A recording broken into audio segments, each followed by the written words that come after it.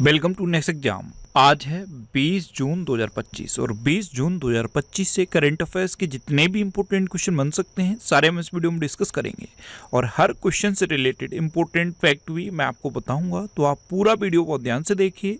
Last में आपसे question पूछूंगा, उसका आंसर आपको कमेंट बॉक्स में बताना है। तो चलिए स्टार्ट करते हैं। पहला क्वेश्चन है, विश्व सिकल सेल दिवस कब मनाया गया है? तो अभी 19 जून को विश्व सिकल सेल दिवस मनाया गया। तो इस क्वेश्चन का बी ऑप्शन सही है। इस दिवस का उद्देश्य आम लोगों, सरकारों और स्वास्थ्य संगठनों को इस रोग की गंभीरता से अवगत कराना और संयुक्त प्रयासों के माध्यम से समय पर जांच, परामर्श और इलाज सुनिश्चित कराना है। तो विश्व सिकल सेल दिवस ये कब मनाया जाता है? 19 जून को। वैसे जून में अब तक इतने इम्पोर्टेंट ये मनाए गए हैं। इसमें जो मैंने ब्लू कलर में हाईलाइट कर दिए हैं ये इम्पोर्टेंट है। जैसे 1 जून को विश्व दुग्ध दिवस मनाया गया। यहाँ पे याद रखो, अपना देश भारत दुनिया का सबसे बड़ा मिल्क प्रोड्यूसर है और भारत में उत्तर प्रदेश सबसे बड़ा मिल्क प्रोड्यूसर है। 2 जून को तेलंगाना स्थापना दिवस मनाया गया। 3 जून को विश्व साइकिल दिवस मनाया गया। 4 जून को आक्रामकता के शिकार मासूम बच्चों का अंतर्राष्ट्रीय दिवस मनाया गया। 5 जून को विश्व पर्यावरण दिवस मनाया गया और इस बार के वर्ल्ड एनवायरनमेंट डे की थीम थी बीट प्लास्टिक पॉल्यूशन और होस्ट कंट्री कौन था? South Korea. ये मैं आपको इतनी बार बता चुका हूँ कि अगर आप इसे भूलना चाहोगे तब भी नहीं भूल पाओगे। यही फ़ायदा होता है डेली मॉर्निंग में उठकर इस वीडियो को देखने का। मैं इतनी बार आपको रिवाइज करा दूंगा, इतनी बार रिवाइज करा दूंगा कि आप भूलना भी चाहोगे तब भी इन चीज़ों को भूलोगे नहीं। अच्छा, 6 जून को विश्व कीट दिवस मनाया गया। 7 जून को विश्व खाद्य सुरक्षा दिवस मनाया गया। 8 जून को विश्व महासागर दिवस मनाया गया। 9 जून को विश्व प्रत्यायन दिवस यानी कि वर्ल्ड एक्रीडेशन डे मनाया गया। 10 जून को राष्ट्रीय जड़ी बूटी एवं मसाला दिवस मनाया गया। 11 जून को अंतर्राष्ट्रीय खेल दिवस मनाया गया। 12 जून को विश्व बाल श्रम निषेध दिवस और रूस दिवस मनाया गया। 13 जून को अंतर्राष्ट्रीय एल्बिनिज्म जागरूकता दिवस मनाया गया। 14 जून को विश्व रक्तदाता दिवस मनाया गया। 15 जून को वैश्विक पवन दिवस मनाया गया। 16 जून को अंतर्राष्ट्रीय पारिवारिक प्रेषण दिवस मनाया गया। 17 जून को विश्व मगरमच्छ दिवस मनाया गया और 18 जून को ऑटिस्टिक प्राइड डे मनाया गया। तो जून में अब तक इतने इंपॉर्टेंट डे मनाए गए हैं, ये आपको याद रखने हैं। और मैं आपको बोलता हूँ, डेली मॉर्निंग में उठकर सबसे पहले अपने लिए एक टारगेट फिक्स करो। चाहे छोटा सा ही टारगेट फिक्स करो, लेकिन डेली मॉर्निंग में उठकर सबसे पहले अपने लिए एक टारगेट फिक्स करो और फिर अपना पूरा दिन उस टारगेट को अचीव करने में लगा दो। आपकी लाइफ ऑटोमेटिकली अच्छी हो जाएगी। नेक्स्ट क्वेश्चन है, हाल ही में केंद्र सरकार ने किस राज्य को बाढ़ और भूस्खलन से उबरने के लिए 2006 करोड़ रुपए मंजूर किए हैं? तो ये हिमाचल प्रदेश के लिए किए हैं। तो इस क्वेश्चन का सी ऑप्शन सही है। बाढ़ और भूस्खलन से उबरने के लिए केंद्र सरकार ने हिमाचल प्रदेश के लिए 2006 करोड़ रुपए मंजूर किए हैं। अब हिमाचल प्रदेश, तो ये है मैप में हिमाचल प्रदेश। हिमाचल प्रदेश की कैपिटल है शिमला। हिमाचल प्रदेश के चीफ मिनिस्टर हैं सुखविंदर सिंह सुक्खू और हिमाचल प्रदेश के गवर्नर हैं शिव प्रताप शुक्ला। अच्छा, हिमाचल प्रदेश को इंडिया का एप्पल स्टेट कहा जाता है, सेब राज्य। हिमाचल प्रदेश के राजा खासा गांव को पहला सौर मॉडल गांव घोषित किया गया। हिमाचल प्रदेश में राजीव गांधी वन संवर्धन योजना शुरू हुई। हिमाचल प्रदेश सरकार प्लास्टिक प्रदूषण रोकने के लिए स्कूली छात्रों को स्टील की बोतलें देगी। फिट इंडिया मूवमेंट के तहत संडे ऑन साइकिल का 25वां संस्करण ये धर्मशाला में आयोजित किया गया। हिमाचल प्रदेश ने सारपुचू संरक्षण रिजर्व को अधिसूचित किया। भारतीय सेना ने हिमाचल प्रदेश में वॉइस ऑफ किन्नौर सामुदायिक रेडियो स्टेशन लॉन्च किया। हिमाचल प्रदेश ने 15 अप्रैल 2025 को अपना 78वां हिमाचल दिवस मनाया। नेक्स्ट क्वेश्चन है, हाल ही में भारत और किस देश ने कृषि सहयोग पर पहली संयुक्त कार्य समूह की बैठक आयोजित की? तो ये भारत और यूक्रेन ने की है कृषि सहयोग पर पहली संयुक्त कार्य समूह की बैठक। तो उस क्वेश्चन का बी ऑप्शन सही है। अब यूक्रेन, तो ये है मैप में यूक्रेन। यूक्रेन की कैपिटल क्या है? कीव। यूक्रेन की करेंसी है यूक्रेनी हर्वेनिया और यूक्रेन के प्रेसिडेंट हैं वोलोडिमिर जेलेंस्की। कौन है? Volodymyr Zelensky. अभी रसिया यूक्रेन वार की वजह से यूक्रेन बहुत चर्चा में रहा है। तो यूक्रेन के बारे में मिनिमम इतना तो आप याद रखो। नेक्स्ट क्वेश्चन है, अंतर्राष्ट्रीय धार्मिक स्वतंत्रता शिखर सम्मेलन 2025 का आयोजन किस शहर में किया गया? तो अंतर्राष्ट्रीय धार्मिक स्वतंत्रता शिखर सम्मेलन 2025 इसका आयोजन नैरोबी में किया गया है। तो इस क्वेश्चन का सी ऑप्शन सही है। नैरोबी किस देश की कैपिटल है? याद है, बहुत बार बताइए मैंने आपको। केन्या की कैपिटल है नैरोबी। नेक्स्ट क्वेश्चन है, किस देश में वॉन जलवायु परिवर्तन सम्मेलन 2025 का आयोजन किया गया? तो ये जर्मनी में किया गया। तो इस क्वेश्चन का बी ऑप्शन सही है। जर्मनी का एक शहर है बॉन। क्या नाम है? बॉन। ये जर्मनी का एक शहर है और यहीं पे बॉन जलवायु परिवर्तन सम्मेलन 2025 का आयोजन किया गया है। अब जर्मनी, तो ये है मैप में जर्मनी। जर्मनी कैपिटल क्या है? बर्लिन। जर्मनी करेंसी है यूरो और जर्मनी के प्रेसिडेंट हैं फ्रैंक वॉल्टर स्टेनमेयर। नेक्स्ट क्वेश्चन है, हाल ही में एशियाई विकास बैंक ने किस देश को 2.3 बिलियन डॉलर के आर्थिक पैकेज देने की घोषणा की?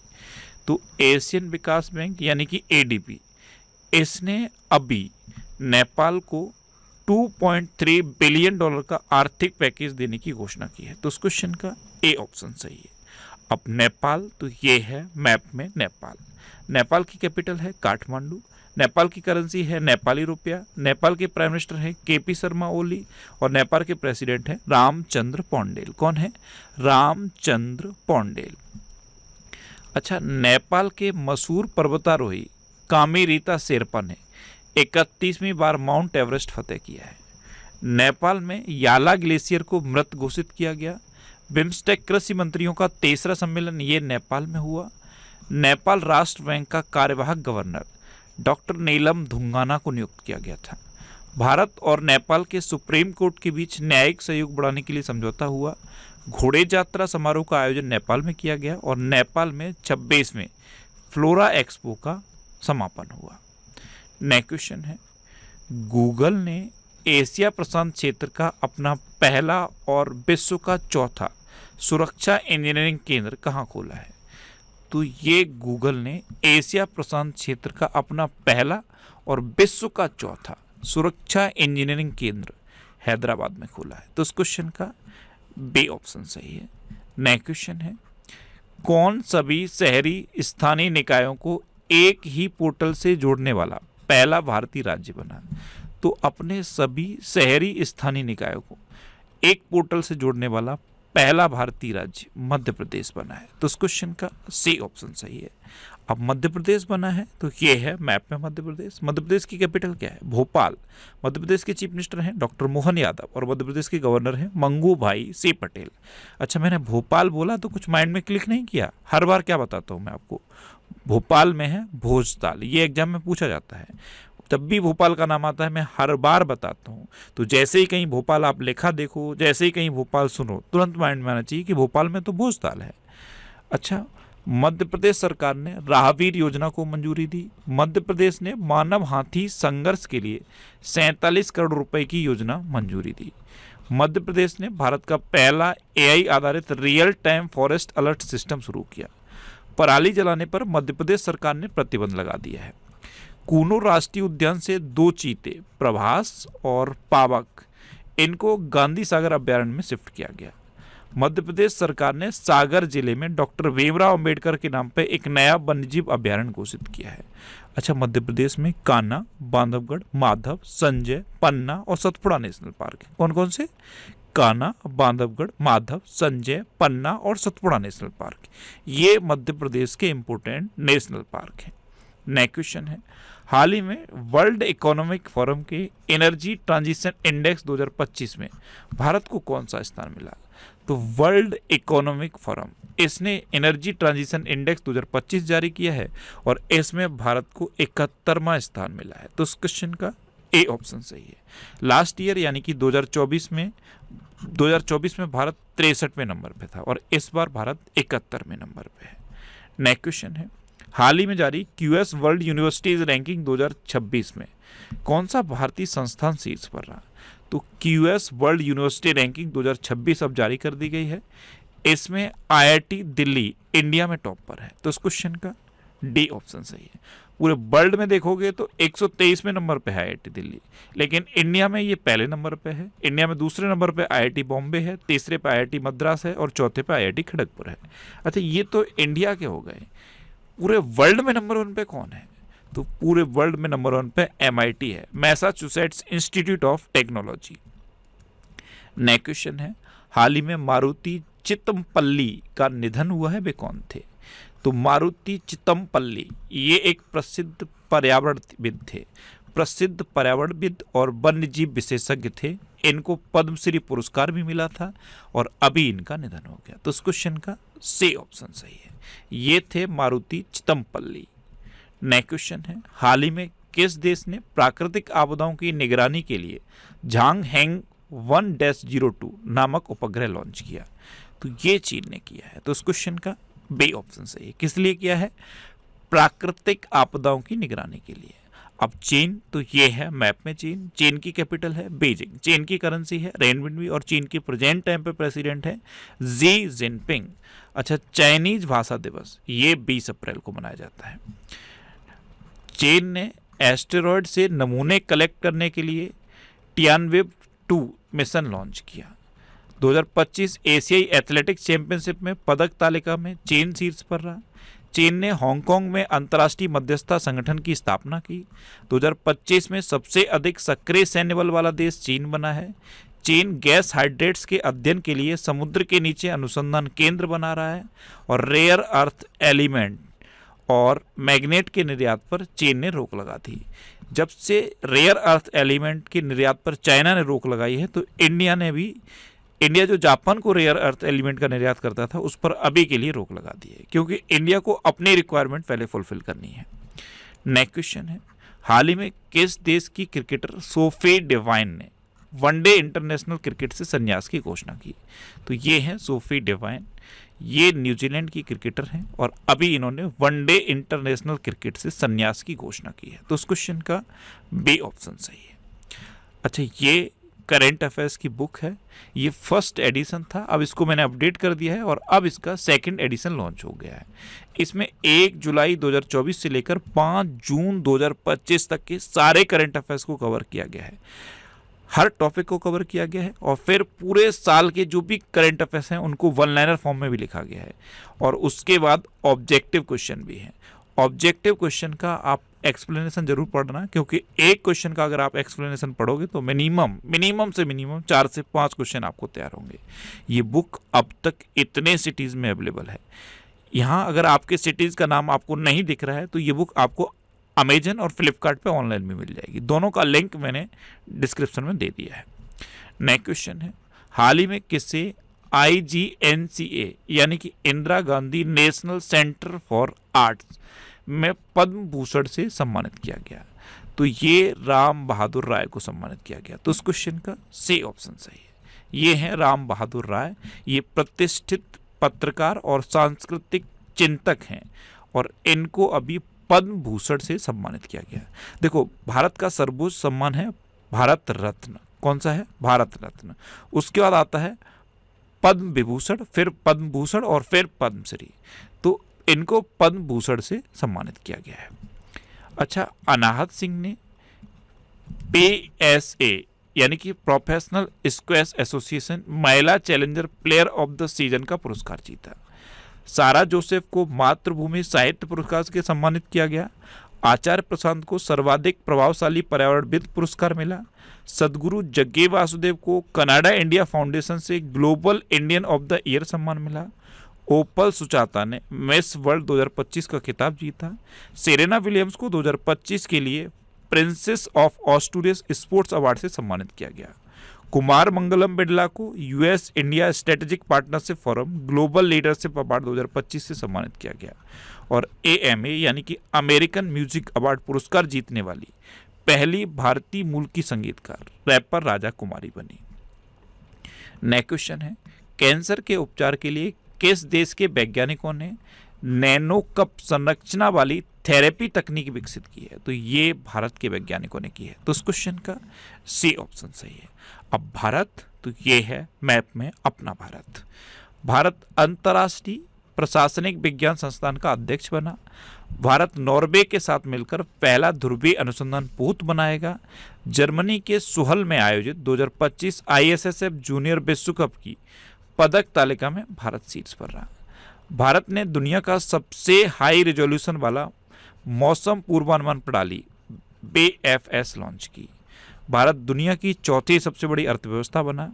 भारत 2025-26 सत्र के लिए एशियाई उत्पादकता संगठन का अध्यक्ष बना। मत्स्य पालन क्षेत्र का भारत की अर्थव्यवस्था में 9% का योगदान रहा। और भारत ने समुद्री क्षेत्र में महिलाओं के लिए सागर में सम्मान पहल शुरू की। अच्छा, अपना भारत दुनिया का सबसे बड़ा मिल्क प्रोड्यूसर तो है ही, ये तो मैं आपको हर बार बता रहा हूँ, क्योंकि इस वीडियो में जो क्वेश्चन है मिल्क डे वाला, तो मैं हर बार आपको बताता हूँ। अपना देश भारत दुनिया का तीसरे नंबर का स्मार्टफोन निर्यातक है, ये भी याद रखना है। अपने देश भारत के पास दुनिया का तीसरे नंबर का मेट्रो रेल नेटवर्क है, ये भी याद रखना है। अपने देश भारत के पास दुनिया का दूसरे नंबर का सड़क नेटवर्क है, ये भी याद रखना है। अच्छा, भारत में पहली बार नदी डॉल्फिन का सर्वेक्षण हुआ, और कितनी नदी डॉल्फिन पाएंगे? 6300। कितनी? 6300। अच्छा, कैंसर से रिलेटेड एक क्वेश्चन मैं आपको बार बार बताता हूं। दुनिया में जितने भी देश कैंसर से पीड़ित हैं, उनमें सबसे अधिक कैंसर मृत्यु अनुपात अपने देश भारत में दर्ज किया गया है। अच्छा, भारत ने एक वीजा की नई कैटेगरी शुरू की है, उसका नाम क्या है? आयुष वीजा। और ये कैटेगरी क्या है? जो भारत में इलाज की प्राचीन पद्धतियां, देखो AYUSH, Ayurveda, Y for yoga, U for यूनानी, S फॉर सिंध और H फॉर होम्योपैथी, ये भारत की प्राचीन इलाज की पद्धतियां हैं। अगर दुनिया में से कोई भी व्यक्ति इनमें से किसी पद्धति से इलाज कराने के लिए भारत आना चाहता है, तो वो आयुष वीजा ले सकता है। इसलिए भारत सरकार ने वीजा की एक नई कैटेगरी आयुष वीजा लॉन्च की है। इतना अभी अपने देश भारत के बारे में आप याद रखो। अब लास्ट वीडियो के क्वेश्चन का आंसर। लास्ट वीडियो में मैंने आपसे क्वेश्चन पूछा था कि प्रधानमंत्री मोदी ने कहाँ G7 समिट में हिस्सा लिया, तो कनाडा में अभी G7 समिट में प्रधानमंत्री मोदी ने पार्टिसिपेट किया, यानी कि इस क्वेश्चन का बी ऑप्शन सही था। और लगभग सभी स्टूडेंट ने इसका आंसर सही दिया। मोस्टली स्टूडेंट ने इसके बारे में डिटेल में लिखा। मैं आपको एक बार फिर बोलूँगा, क्वेश्चन के बारे में आपको जितना ज़्यादा से ज़्यादा पता हो आप लिखा करो, क्योंकि जो चीज़ें आप लिख देते हो फिर उन्हें आप कभी नहीं भूलते। इस तरह से आप डिटेल में लिखा करो, फिर आपको बहुत सारी चीज़ें बहुत आसानी से याद हो जाएंगी। अच्छा, ये नेक्स्ट एग्जाम का ऑफिशियल व्हाट्सएप चैनल है। इस QR कोड को स्कैन करके आप इसे ज्वाइन कर सकते हो। और ये टेलीग्राम चैनल है। टेलीग्राम चैनल बहुत इंपॉर्टेंट है, क्योंकि यहाँ मैं सारी PDF पोस्ट करता हूँ। इसे आप टेलीग्राम पर नेक्स्ट एग्जाम सर्च करके ज्वाइन कर सकते हो, या फिर आप इस QR कोड को स्कैन करके ज्वाइन कर सकते हो। टेलीग्राम यूज करते टाइम बस इतना सावधान रहना, टेलीग्राम इस तरह के ऐड पोस्ट करता रहता है, इन एड्स पर कभी भी क्लिक नहीं करना है। आपको सिंपल PDF डाउनलोड करनी है, जो वीडियो में पोस्ट करता हूँ उस वीडियो को देख लेना है, लेकिन ऐड पर कभी क्लिक नहीं करना। अच्छा, ये वीकली वीडियोस हैं। ये जून 2025 के सेकेंड वीक का वीकली वीडियो है, ये फर्स्ट वीक का है। और भी सारे वीकली वीडियोज़ मैं अपलोड करता हूँ। और ये जो वीकली वीडियो है, अब मैंने इसका एक फिक्स शेड्यूल बना दिया है। आपको वीक का वीडियो, पूरे वीक का वीडियो मंडे को या तो मॉर्निंग में 5 बजे मिलेगा या फिर इवनिंग में 5 बजे मिलेगा। यानी कि मंडे को आपको वीकली वीडियो मिलेगा। और कहाँ मिलेगा? यूट्यूब पर फैक्ट स्टडी चैनल पर। तो यूट्यूब पर फैक्ट स्टडी सर्च करके आप इन वीडियोस को देख सकते हो। अब आपके लिए रिवीजन के क्वेश्चन। अभी ऑडी इंडिया ने नीरज चोपड़ा को अपना ब्रांड एम्बेसडर बनाया है। लुइस मोंटेनेग्रो ये पुर्तगाल के फिर से प्रधानमंत्री बने। हिमाचल प्रदेश सरकार प्लास्टिक प्रदूषण रोकने के लिए स्कूली छात्रों को स्टील की बोतलें देगी। सौर ऊर्जा से अपनी ऊर्जा मांग पूरी करने वाला देश का पहला जिला दीव बना है। भारत और अमेरिका की वायुसेना के बीच अभ्यास टाइगर क्लॉ संपन्न हुआ। भारत सरकार ने 23 सितंबर को आयुर्वेद दिवस मनाने की घोषणा की। डॉक्टर S मुक्माला को अमेरिकन मेडिकल एसोसिएशन का अध्यक्ष चुना गया। ग्लोबल जेंडर गैप इंडेक्स 2025 में आइसलैंड शीर्ष पर रहा। महेंद्र सिंह धोनी को ICC हॉल ऑफ फेम में शामिल किया गया। एक कंपनी है डेटॉल का साबुन आपने देखा होगा। डेटॉल ने महेंद्र सिंह धोनी को अपना ब्रांड एम्बेसडर बनाया। जम्मू कश्मीर में त्राल वन्यजीव अभ्यारण्य को इको सेंसिटिव जोन नामित किया गया। गोवा की फैनी को GI टैग मिला है। और फैनी क्या है, मैंने आपको बताया था, ये एक पारंपरिक शराब है। और कब से है पारंपरिक? जब से पुर्तगाल का गोवा पर कब्जा था, उस टाइम से फैनी फेमस है। अब इसे GI टैग मिला है। सोहल में आयोजित 2025 आईएसएसएफ जूनियर विश्व कप की पदक तालिका में भारत शीर्ष पर रहा। दक्षिण अफ्रीका ने ऑस्ट्रेलिया को हराकर वर्ल्ड टेस्ट चैंपियनशिप 2025 जीती। माइक्रोसॉफ्ट को पछाड़कर दुनिया की सबसे मूल्यवान कंपनी एनवीडिया बनी। प्रधानमंत्री मोदी को साइप्रस का सर्वोच्च नागरिक सम्मान मिला। 2025 में सबसे अधिक तेल और गैस भंडार वाला देश वेनेजुएला बना है। ब्रिटेन की खुफिया एजेंसी MI6 ने पहली महिला प्रमुख ब्लेज मेट्रेवेली को नियुक्त किया। भारत और मंगोलिया के बीच सैन्य अभ्यास नोमैडिक एलिफेंट हुआ। कैटरीना कैफ ये मालदीव की ग्लोबल ब्रांड एम्बेसडर बनी और ली जे-म्यूंग को दक्षिण कोरिया का राष्ट्रपति चुना गया। अब आपके लिए आज का क्वेश्चन है, हाल ही में भारत ने ईरान से अपने नागरिकों को निकालने के लिए कौन सा ऑपरेशन शुरू किया है? 4 ऑप्शन दिए गए हैं, इनमें से आपको अपना आंसर बताना है।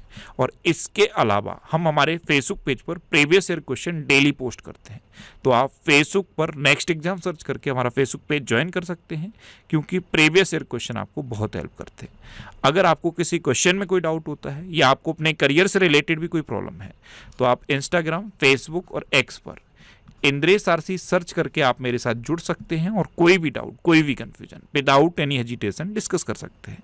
तो ये था आज का हमारा करंट अफेयर्स का वीडियो। आपको ये वीडियो कैसा लगा प्लीज़ कमेंट बॉक्स में ज़रूर बताना, और अगर अभी तक भी आपने हमारे इस चैनल को सब्सक्राइब नहीं किया है तो इसे आप सब्सक्राइब कर लीजिए। आपको इस चैनल से निश्चित ही मदद मिलेगी। जब भी आप इसे सब्सक्राइब करेंगे तो बराबर में एक बेल आइकन बन के आएगा, आप उस बेल आइकन पर जरूर क्लिक कर लें, जिससे कि आपको डेली मॉर्निंग में करंट अफेयर्स की वीडियो मिलती रहे। Next exam always with you. Thanks for watching.